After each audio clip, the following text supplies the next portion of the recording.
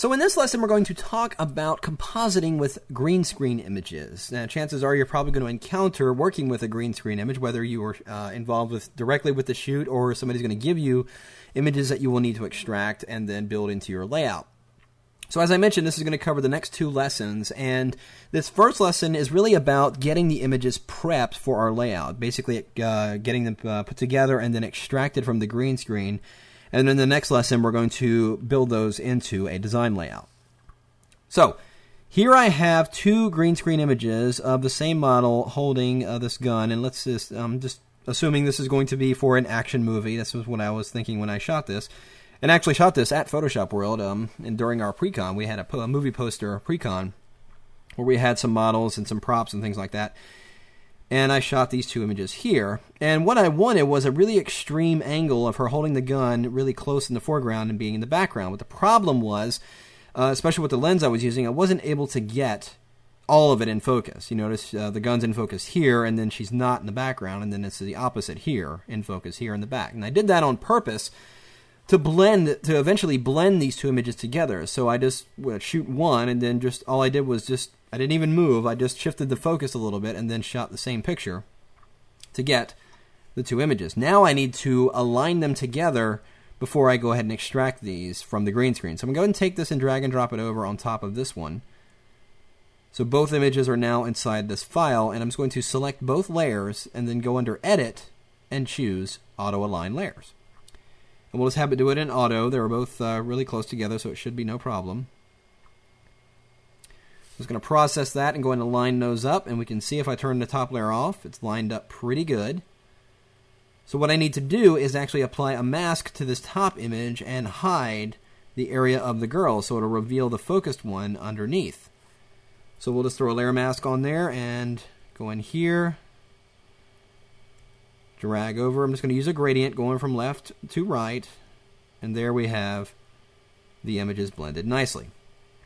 So I'm going to go ahead and create a merged copy of that by holding down my Option key on the Mac, Alt on Windows, and then go in here to the layer menu and choose Merge Visible. Merges them together into a single layer. Now we need to go ahead and concentrate on extracting from the green screen. Now there is a little bit of a problem. As you see, the gun over on this side is extending beyond the green screen. Though we can make out the shape, we're going to have to adjust for this when we go and extract it from the green screen. Now the technique we're going to use is actually something developed by Dave Cross in my office, there in the Napa headquarters, and he came up with this really clever way of using LAB mode to extract, or to set up the mask or set up the channel for extracting from green screen. So what we're going to do is go into the image menu, go to Mode, and then switch this to LAB color mode. And don't merge your layers, and don't worry about any color shifting happening. It won't do that either. And what we're looking at is the channels palette here. Let's just go ahead and drag this out so we can see what's going on, and let's make the icons a little bit bigger. And you can see the LAB is made up of the lightness channel, which is the lightness and darkness values, the A and the B, which contain the color information.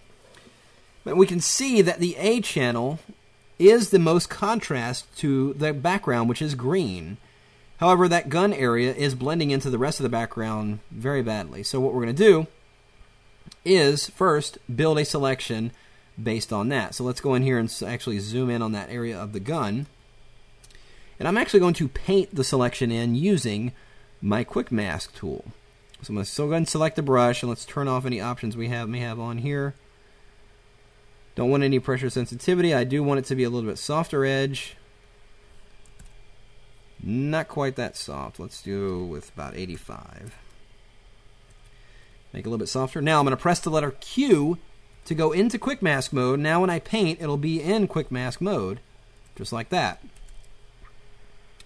So make the brush a little bit smaller. Now we're just going to paint, and what we really need to do is just colorize, or basically paint in the area of the gun. And it's just in the area that's not over the green screen. So we just need to concentrate on painting on these areas here.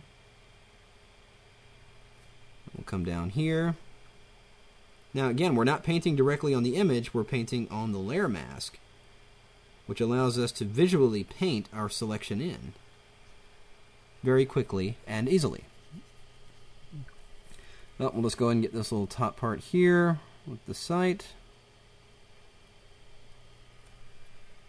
And once you're done and drawing the selection, go and press the letter Q, and that turns it into an active selection. So with that active selection going, and we know that we want to use the A channel to build our mask, let's go ahead and make a duplicate of that one, of that A mask. Notice the selection is still active. And I want to inverse the selection. So we can go into Select and go to Inverse. Now, I'm going to grab the brush tool, set the brush tool in overlay mode, using the same soft edge brush, painting with black in overlay mode. We're going to just paint around that area where the mask is.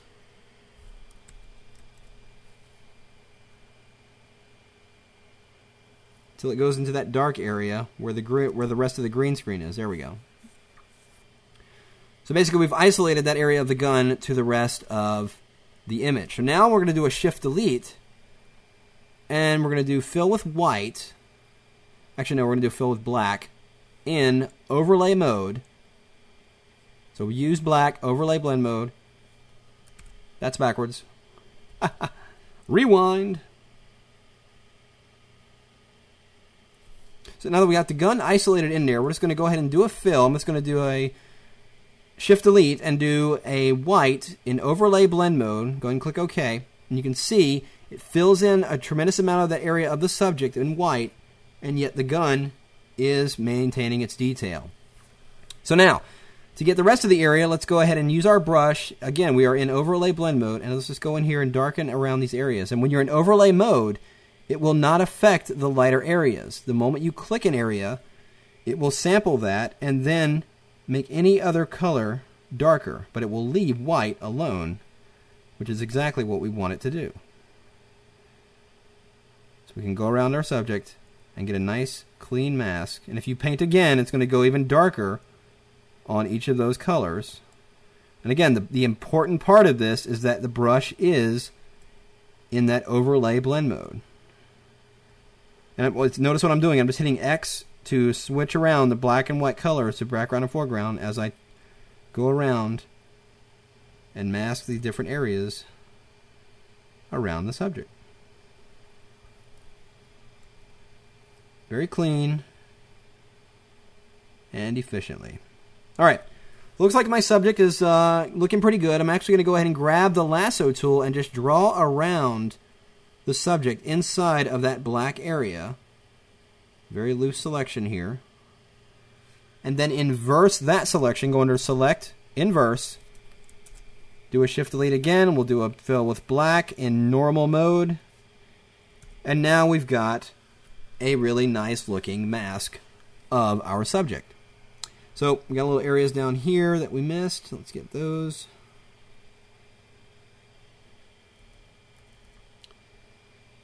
So we'll just take care of these little areas down in here. Remember, if you watch my channels class on Kelby Training here, one way I check a mask just to make sure it looks good is to go ahead and invert it. Just press Command-I.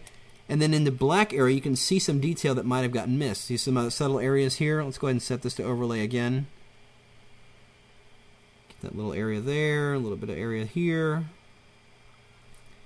Getting a nice clean selection there. It looks good. Let's go ahead and re-invert it back around, and now we're ready to extract our subject. So back inside the channels, we can go ahead and change this back to RGB color mode. Let's go back into RGB.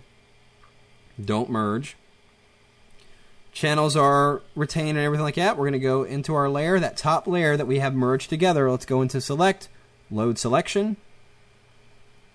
A copy is the one we just created. Click OK. And click the layer mask icon, and now our image is nicely extracted. So now it's picking up a little bit of green noise around the edges. That's no big deal. We're going to take care of that when we start compositing it in our design. But now that we've got it in, it's extracted and in the layer mask, what we can do is go and refine it if we want by using that new Refine Edge. If you go to Select and go to Refine Mask, you can really go in here and put this against a background or something. Now let's actually go against, we'll go on white. And you can go around and really clean up this mask. We can turn on the smart radius and just kind of crank this up a little bit. It'll just smartly detect any subtle edges that might have gotten missed when we were creating that channel. So you can use your channel effects or your channel extraction in conjunction with this refined mask to really get a nicely fine-tuned extraction. Oh, there it is. We can look at it in this mode. Increase the radius there. See how it's getting a little bit too much in there, so we'll back that off a little bit. Don't want it to get too much. But you do want it to maintain some detail in there. It looks pretty good. So there are our images nicely extracted. Now in the next video, we're going to actually bring this into our layout and start building our design around our newly extracted subject.